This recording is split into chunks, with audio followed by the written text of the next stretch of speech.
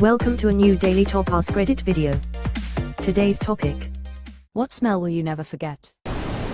My grandma's house. Old furniture, food, and something I can't name. Probably mothballs. How did you get their little legs spread apart? Face with peeking eye nerd face. Fresh rain on hot pavement. Instantly takes me back, no matter where I am, it feels like a reset for my soul. This smell and fresh grass mixed with a hint of lawnmower, gasoline, are my nostalgic childhood summertime smells, and both of them give me that soul rest, too. Green heart, blue heart. Petrichor. The smell just after rain stops. Petrichor. I was excited there was a name for it. In Tucson we smell creosote. I can get enough. New books or old libraries. Calm and comforting at the same time. When I walk into a Barnes & Noble that has a Starbucks, I swear I can feel the endorphins releasing in my brain. Something about the smell of the books, printed paper and coffee. They oddly go together. Well, as a retired oncology nurse, it is unfortunately the smell of cancer when it is doing final damage to its host. God bless all of those wonderful people who touched my life when I had the honor of caring for them. I haven't forgotten a single one of you, I promise. Edit, thank you all so much for the kind words, and especially thank you for sharing your stories. Happy New Year to us all! Exclamation mark. I am going through my own cancer journey now, endometrial. The care team have all been amazing, and the nurses that worked with me for my hysterectomy were all so incredible. My husband and mom got trapped in horrible traffic on the way to the hospital on surgery day, so they weren't able to be there in time before I went into the OR. I started crying a little when they were prepping me to go down to the pre-op room, mostly just due to nerves. The nurse cried with me and hugged me, and was very reassuring. She really made a scary situation so much better by being a human being as well as an amazing nurse. All of the nurses and doctors have been great though, throughout this journey, and I'm so thankful for that. Thank you for all your years of service. Sending you all the positivity, love and light as you navigate this. I'm not a nurse, but a patient who went to an oncology infusion center for non-cancer related treatments. The nurses were always so warm and kind. My mom also worked front desk for an oncologist, and she has the same feelings as you. She remembered all her patients so well and worried after them when they finished treatment or mourned them when they died. Bless you and all the other med folks who do this important work. Thank you for caring so deeply. That is so kind of you to say. Every single patient put so much trust in me, and I never wanted to let them down. I worked at a large urban hospital, and most of my patients were very poor or even indigent, and their aftercare situation was usually quite dire, so our care went beyond the standard in-house stuff. One story stands out for me. This would have been around 1995-96. His name was Robert, in his early 30s, married, very young son. I had taken care of him many nights while his cancer was being treated, but this particular night, I had been off for a few days and another nurse had him. He was unfortunately terminal, so he was in one of our very few private rooms on our floor for palliative care, as his condition had turned quite suddenly. Anyway, I had stopped by his room at the beginning of my shift and spoke to him and his wife. He was in and out of consciousness. Later that night, as I was coming back from a smoke break, Robert's nurse let me know he had passed. His wife didn't want anyone else to bathe him but me. Robert's wife and I washed him, and after I left her to have some private time with him, I came back and his nurse helped me get him into the body bag and down to the basement. A couple of weeks later, his wife came by and brought us a homemade pie. I often think about Robert's son, who would be approximately 30, and would have no memories of his dad. Robert was such a sweet guy. We were all around the same age and just trying to navigate through life, but his was so cruelly cut short. I hope his wife and son are well. Edit for typo. I worked in a nursing home for 2 years. On Wednesday, it was fish day. I will never forget the smell of microwaved fish and used adult diapers mixing in the air. Actually got me to quit drinking, came in one day with a hangover and nearly died. 8 years in a week. Congratulations, Red Heart. Thank you very much. It's been much better since I quit. My vet showing me how to express my dog's anal glands. I was in the wrong place and caught it on my face and jacket. As a vet tech, when I was a newbie I got it in the mouth loudly crying. Never go ass to mouth. That is, unfortunate. I picture you looking directly at it with intent, LMAO. Water from a hose. I read these words and could smell it immediately. I can both smell and taste that. Grandma's house. Miss you, Grandma. I'm currently laying with one of my grandma's blankets that still smells like her house. I am right there with you. Sending love to you and both of our grandma's. Red Heart. I lost mine 2 weeks ago. I adored that lady and will miss her for the rest of my life. Is anyone else old enough to remember the smell of dittos in school?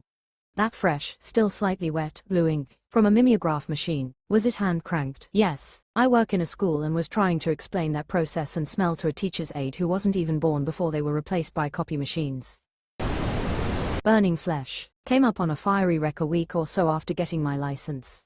They were still screaming inside. Smell is unforgettable. Jesus dude. I know right, we went from grandma's cookies in the smell after it rains to this catastrophe, tears of joy loudly crying. Username butthole handjob over here bringing religion into it. That is just horrific. My dad experienced the same thing when he was a truck driver. Came upon an accident and the truck was on fire with one man trapped inside. This man was screaming and begging the police officer on scene to shoot him to end it. Of course, the PO didn't, but I'm not sure I could have been so strong. I could not just watch someone burn to death, but IDK that I could shoot them either. My dad has never forgotten this and the sound, smell of that man dying. Heartbreak, heartbreak. Dead body. The neighbor in our old apartment building passed away, but he lived alone. For weeks, we noticed the smell of cabbage soup frequently and wondered why. I never considered that he might have died until one day I returned home and smelled a terrible odor in the staircase, with police present. They told me he had died weeks earlier, and when they opened the double doors to his apartment, the smell flooded out. I'll never forget that moment. The worst part was that one of the police officers waited directly in front of the doors and was eating a sandwich. Well, I can imagine how people get desensitized in those jobs over time, but holy FK man. This happened to my sister at work. There was an apt above the general store she worked at in HS. A college girl passed away from a slip and fall. She hit her head and died from the brain injury. They noticed the smell a few days later, then found the body after various liquids started leaking through the ceiling a week or so after she had passed. Called a plumber, think it was a sewage line, and found her. My sister still goes to therapy from that dripping in her hair that August day they found the poor girl. She has never grown her hair long since. Can confirm. I worked as a crime scene cleaner for a few years. The two worst types of smells were houses filled with cat shit and unattended deaths. Someone died and no one knew for a while.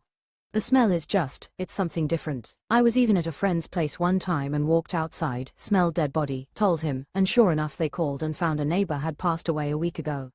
I remember watching a Jeffrey Dahmer documentary and the cop, who found the initial skull in the fridge, explained that it's a distinct smell that you will never ever shake. He said something like, it's like smelling coffee, you immediately know what it is and it's not anything else other than coffee. Then went on to say you still smell it for days after, even at home, because that smell sticks in your nose. The molecular compounds of decay physically stick in your nose, your hair, etc. I worked in a morgue and have a sensitive sense of smell. I never got used to it. If you don't breathe through your nose it's not as bad. Thankfully my open mouth and runny nose were behind an N95 and a face shield upside down face. 100% something I will never forget and instantly recognizable. I'm a firefighter and on Christmas Eve we were called out to assist with a welfare check. As soon as we breached the door, everyone standing there knew it was no longer a welfare check. Natural causes, though, so there is that. Burned body is another smell that I don't wish upon anyone. I entered a morgue through a negative pressure doorway to examine the remnants of burn victim. My job was to radiograph what remained of the body, searching for any forensic evidence that may help in ID or cause of death. I could smell the victim before I could see them. The scent was sweet and pleasing, much like barbecued chicken. For a very brief moment I felt hunger, then rounded the corner and it was shocking. I'd examined many deceased before this and was no stranger to either putrefaction or burn victims, but combining the two senses that day has stuck with me for 20 years. The memory continues to influence my philosophy on many things. Hopefully this comes across as sincere, not corny, but having had 2 fires when my sleep apnea was undiagnosed, I appreciate all firefighters for their courage, hard work, and commitment. Bless you and many thanks. 2 hearts. When I was probably about 13 I was staying up late to finish Tony Hawk's Underground 2 and I let my dog out in the yard and immediately smelled burning garbage and something else. I chalked it up to someone's burn barrel despite living in the suburbs. The next morning my mom woke me up with a police officer to ask me if I smelled anything burning last night. Turns out the neighbor behind my house had murdered his girlfriend and tried to burn her in the dumpster. That was almost 20 years ago and I still remember every bit of it. I've heard that humans are able to tell what smells like a dead body without having ever smelled one before as an evolutionary survival trait. 1980s hair perm solution. I'm dating myself here, but all us cool kids wanted the tight spiral white rod perms. My poor hair has never been the same. Oh gag, I remember that smell. Those spiral perms were ridiculous.